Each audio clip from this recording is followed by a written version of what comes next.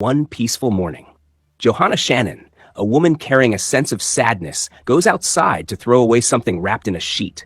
Meanwhile, her daughter Claire is out riding her bicycle with her dog Max. Johanna returns to the house looking dazed. When Claire comes home, she finds Johanna in the attic during a distressing moment. Teenage Claire then awakens from this unsettling dream. She gets ready for school, rides her bike, and spots her uncle August, though her father discourages her from speaking to him for some reason. Claire becomes distracted and nearly has a close call with Darcy Chapman, a popular girl, but ends up with only a scraped knee and torn leggings. At school, Claire sees her father, Jonathan, rummaging in a dumpster with his friend Carl. Feeling embarrassed, she asks him to leave, then joins her friends, June Acosta and Meredith McNeil. It's clear that Claire has a crush on Paul Middlebrook, a popular guy. Darcy takes the opportunity to throw her drink at Claire, adding to Claire's embarrassment. Back home, Claire finds that her dad has brought back a large, decorative music box he found in the dump. Curious, Claire reads that it supposedly grants 7 wishes, though she laughs it off as just a silly story. The next day, Claire and her friends June and Meredith are laughing as Darcy and her friends pass by. Darcy asks Claire what's funny, and Claire jokingly calls her an unkind nickname. Darcy responds by shoving Claire, leading to a confrontation between them. Later, Claire makes a playful wish on the music box, imagining something unpleasant happening to Darcy. The following morning, Darcy wakes up after a party to find her skin unexpectedly affected. Rumors quickly spread at school that Darcy's condition came from a spa, and Claire realizes that her wish might actually have worked. But the happiness is brief, as Claire soon discovers that Max has passed away, and she and Jonathan bury him sadly. After a day of thinking about Paul, Claire makes her second wish, that Paul would fall deeply in love with her.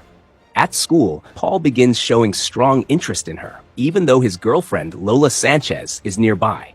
In Uncle August's home, August is preparing for a bath. As he steps into the tub, he has an accident that proves to be fatal. Upon hearing of August's passing, Claire wonders aloud if he left anything behind. Jonathan doubts it, considering their financial situation. Driven by a need for security, Claire decides to make a third wish, that August left everything to her.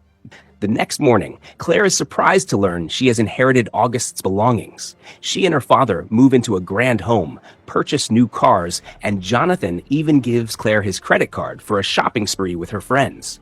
Paul ends things with Lola and quickly asks Claire out, though she needs time to consider. At their former neighbor, Mrs. DeLuca's home, an unfortunate accident occurs while she's cooking. She becomes entangled in a series of mishaps that lead to a tragic end. Despite her family's newfound status, Claire still feels embarrassed by her dad's scavenging habits, so she makes a fourth wish for him to be less awkward. Jonathan suddenly becomes a talented saxophone player, admired by Claire's friends. Claire asks her friend Ryan Hui for help translating the inscription on the music box. They visit his cousin Gina's loft, and Gina sends a photo of the writing to someone who might know the meaning. Later, Gina, alone in her loft, receives a response.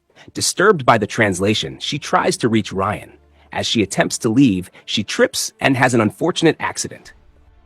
At school, Claire and Paul are now a couple, but some of Paul's friends prefer Lola. Claire then wishes to become the most popular girl in school. She's invited to a party with Paul, but soon discovers he's been secretly talking to other girls and taking photos without her knowledge. She leaves Paul. Ryan finds Gina's phone on the ground and runs up to her loft to find her dead.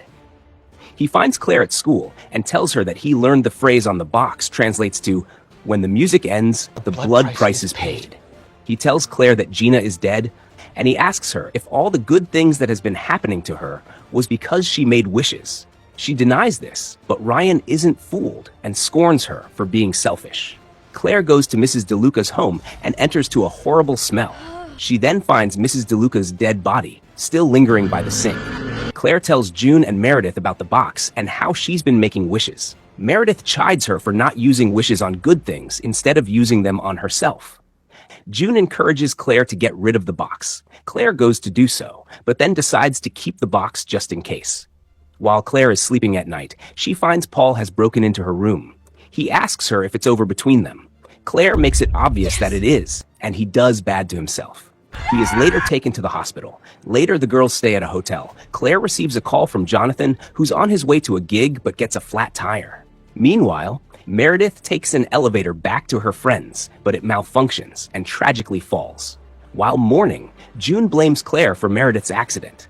Ryan, who has been researching the box's origins, tells Claire that it was cursed by its first owner, a woman who endured hardships during a pandemic. The curse has passed from owner to owner, each meeting tragic fates. He also reveals that after the seventh wish, the Yaoguai will claim the soul of the box's owner. Claire and Ryan attempt to destroy the box, but it is indestructible. Claire struggles with the result of her wishes and the thought of undoing them. Soon, she realizes the box has disappeared. Claire and Jonathan have their money taken because Uncle August never paid his taxes, and they move back to their old home. At school, Darcy has returned, still as unkind as ever.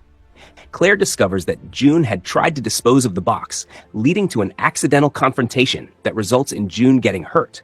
Despite Ryan's warnings, Claire insists on keeping the box. Utterly frustrated and losing her mind, Claire tries to resist making another wish, but she makes her sixth wish, that her mother never committed suicide. Seconds later, she hears Johanna's voice. Claire embraces her mother for the first time in years.